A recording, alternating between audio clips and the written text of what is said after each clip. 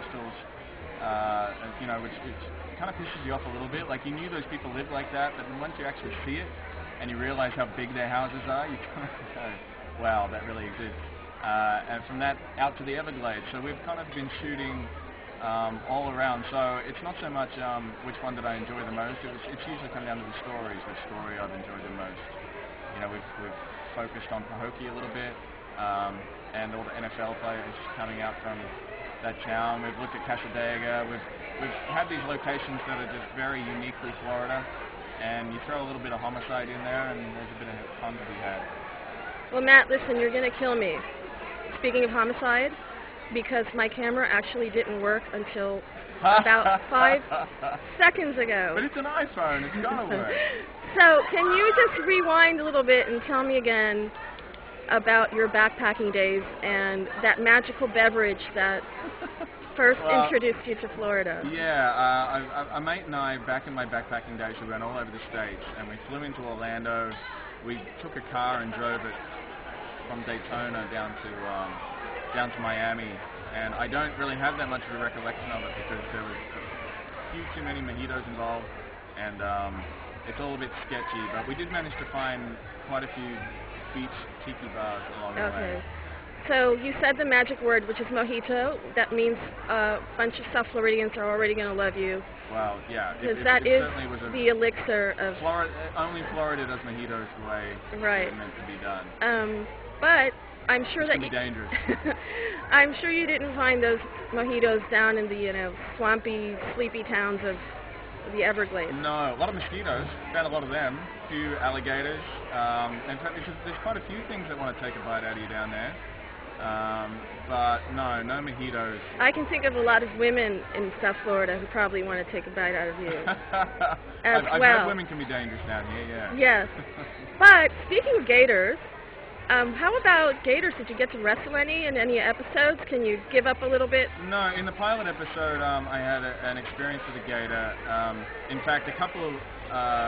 we always knew the gator I was going to work with had been hand-reared, it was owned by a guy who'd hand-reared it, and they had a very loving relationship.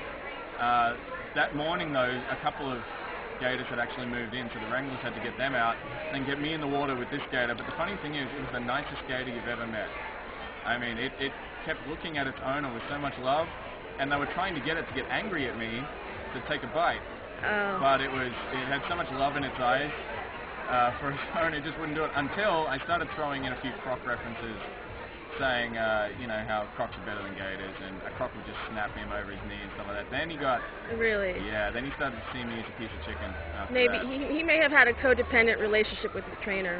Yeah, well, either way, I offended the crap out of his reptilian ego, and he was not happy. Well, so he had to go. Yeah. I think he would have won, too. So one feature that we have here in South Florida that's not something we like to talk about a lot, but it is called a hurricane. Have you ever experienced one? No, and you know what? There's this little part of me that's like, oh, maybe just a little one, that'd be fun. But then you know what? With all the oil around, I think I can give up that little sort of cheeky pleasure so that people can have their livelihoods. I don't think we want any storms anytime soon. Just so that BP's eternal screw up can somehow let the Earth recover. I hope so too, and your words to God's ears that Mother Nature will give us a reprieve, because fingers crossed.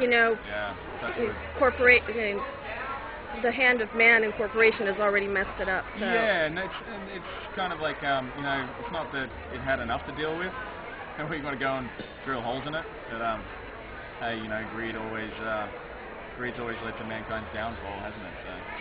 So are you spending some time here besides your work and shooting and being on location? Are you enjoying South Florida as a whole while you're here? I still haven't seen that. I mean, I still haven't even been to South Beach.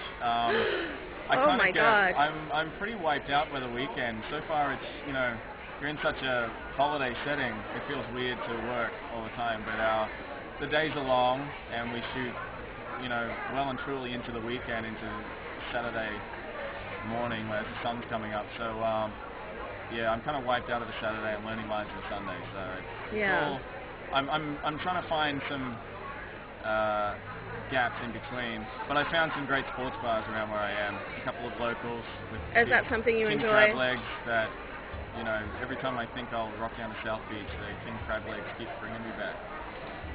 All right, well, Matt, thank you so much for your time.